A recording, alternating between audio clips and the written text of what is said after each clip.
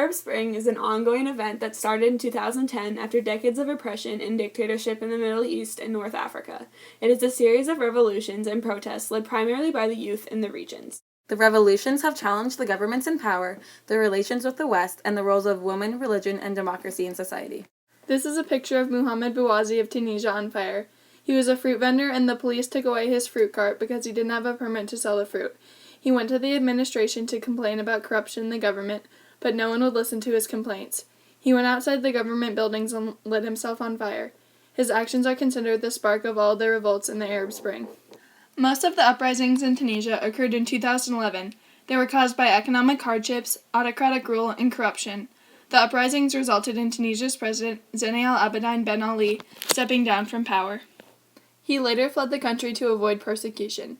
In October 2011, Tunisia held its first democratic parliamentary election. Conditions in Tunisia continue to improve, and in 2013, they completed their first democratic constitution.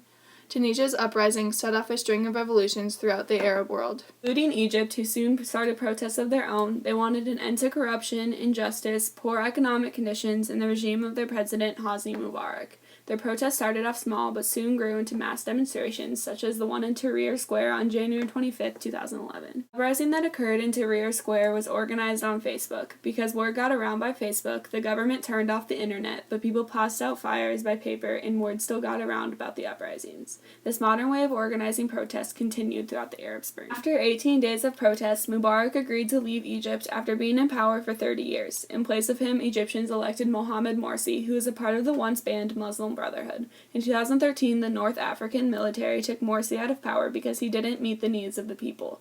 But in 2014, he was re-elected. This is a big deal because Muslim Brotherhood is considered a terrorist organization. Today, Egypt has an independent president in office. Uprisings in Libya started in February 2011 when police in Benghazi opened fire on protesters. Gaddafi, who was in power for 42 years, tried to flee the country because of increasingly violent protests against him. But before he was able to leave, he was caught and killed in August 2011. After Gaddafi's death, the National Transitional Council liberated Libya and promised them they would one day be a democratic state. Unfortunately, Libya has remained an unstable state, and in 2012, 4 U.S. ambassadors were killed in a terrorist attack.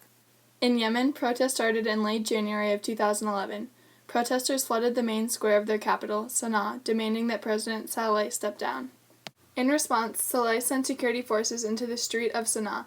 Saleh promised not to run for office again in 2013, but people still did not trust him as he had made false promises before.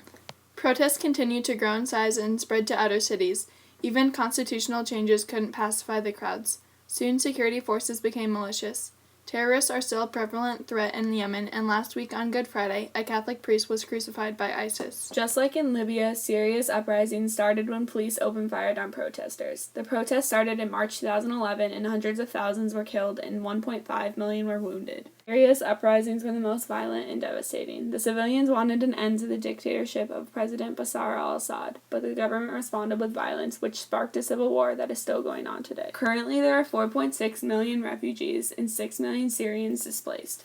They are fleeing not only because of the violence, but also because of the shattered economy, healthcare, and education systems. Today, President Assad will not step down. ISIS is also a prevalent threat to Syria's stability and refugee crisis. Conflict in Bahrain started between the Shiites, who are the majority, and the Sunnis, who are the minority, because they have the political power.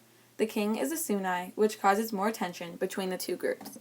The king declared a state of emergency, which led to mass arrests. He tried to calm the protest and even took recommendations from other governments, but no changes have occurred. The conflicts have still not been resolved, and some say that violence is on the rise. The uprisings around the Middle East led to a ban on protests in Saudi Arabia in March 2011, so not many Saudi Arabians dared to protest on the streets. But still, hundreds of people have been arrested and taken into custody for protesting. Saudi Arabia is an undemocratic Islamic regime. It is believed by some that Christians are infidels and women cannot drive. Women's rights have been a reoccurring issue. In February 2011, the people of Morocco revolted against King Mohammed VI because they wanted him to give up some of his wide-ranging power. The king quickly proposed a new constitution, but the youthful rioters didn't approve because they wanted a full constitutional monarchy. The king lost some power, but still has ultimate authority. Morocco still struggles with economic problems, including unemployment and their social welfare program. The reforms that the government tried to make did help common Moroccans, but there is still some unrest. Strikes, protests, and riots in Algeria resulted in President Abdelaziz Bouteflika offering to strengthen democracy and create a constitution. In late 2011, the president loosened the laws and lifted the ban on private radio and television stations. In May 2012, 23 new political parties were established after a more inclusive election. The president is still in power and continues to work for constitutional reforms. Uprisings in Jordan haven't been as devastating as other Arab countries. Protests began in 2011 because the civilians wanted more job opportunities and an end to government corruption. In 2012, there were deadly clashes with security forces. In January 2013, there were parliamentary elections being held 2 years early because of changes in electoral laws. In March 2013, the king insisted that he could lead the transition to democracy. Prime Minister Abdullah Ansar reshuffled his cabinet to strengthen the role of technocrats. Economic costs in Jordan are rising because of Syrian refugees fleeing into their country. Protests started in 2011 because people wanted jobs and an end to corruption. At first, the security forces didn't tolerate the protests, but when they become violent, they use deadly forces to end it.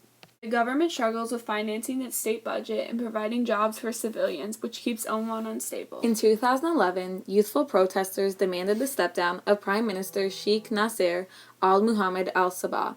By November, he was replaced, and the next prime minister was to be determined by early elections in February 2012. 4 months after, the election was declared invalid and boycotts followed.